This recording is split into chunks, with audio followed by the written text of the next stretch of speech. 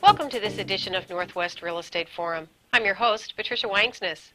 Our mission is to bring you experts and relevant topics that will keep you up to date with the art, science, and timing of real estate, because after all, your home is your biggest asset. Joining us today is Janene Jaramillo. Janene is a senior account manager at Rainier Title, a locally owned and operated title and escrow company doing business in Washington State throughout King, Pierce, and Snohomish counties. Janene has been in Rainier Title for over 20 years and is the title rep for Coldwell Banker Bain. Janene knows her way around important issues and problems that arise with title. Welcome, Janene. Good morning, Patricia. Thank you for having me. So, Janene, title insurance seems like a very dry thing, and like most insurance, we don't ever understand it until we need it.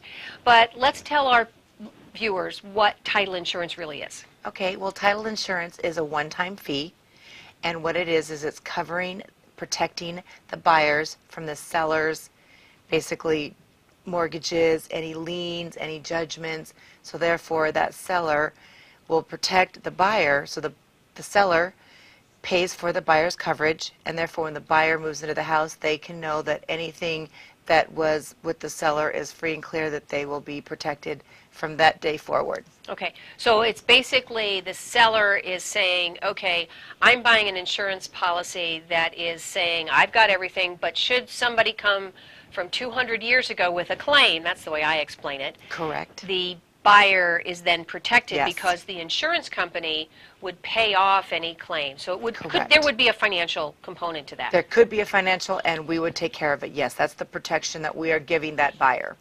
So I often get the question, why are there two kinds of policies? So Okay. that's a very common question. That's a very good question, and actually there are now 3 policies. There is the standard, there's the Alta, and then there's the extended.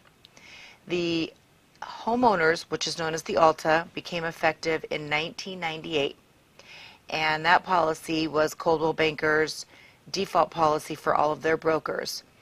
The real estate industry followed suit, and now everybody is using that as their default policy. The policy was developed in order to have more protection for the agents / brokers and for the buyers, basically. So that's the difference. That's the different three policies. Do you want me to kind of explain the policies to you? Or? Yeah, what's the difference between Okay. the Alta and the standard? Okay, there are 15 more things that the Alta policy is now protecting and covering that the standard policy didn't cover. For example, encroachments, Okay. which is a big thing. Example, if you sold a house and the neighbors happened to be renters, and the landlords came back after 5 years and saw that there was a deck or a patio that was encroaching on their property, but yet the renters never knew, and they had a little agreement with the prior sellers, that policy would therefore protect those new buyers in the house, also protect the agent, because there's a chance that that owner could come after the agents, the brokers, where they didn't have any ideas either. So that is a great example of what that policy is to protect. Okay.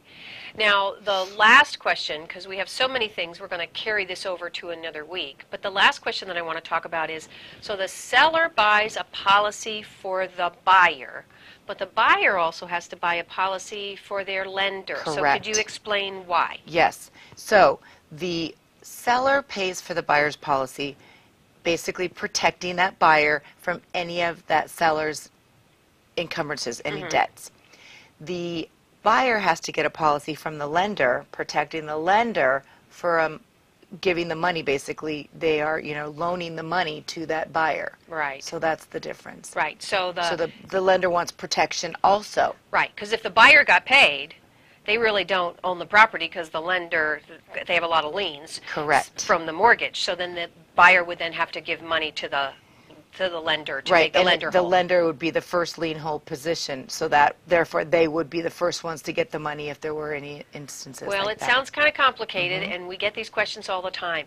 Thank you so much for explaining that, and we're going to carry this over to another edition. Thank you for having me. Thanks for watching part 1 of this edition with Janene Jaramillo. Watch next week for part 2 of our conversation about title insurance. And don't forget to visit us at northwestrealestateforum.com or check us out on Facebook. While you're there, be sure to order your free copy of Neighbor Law. I'm your host, Patricia Wangsness. See you next time.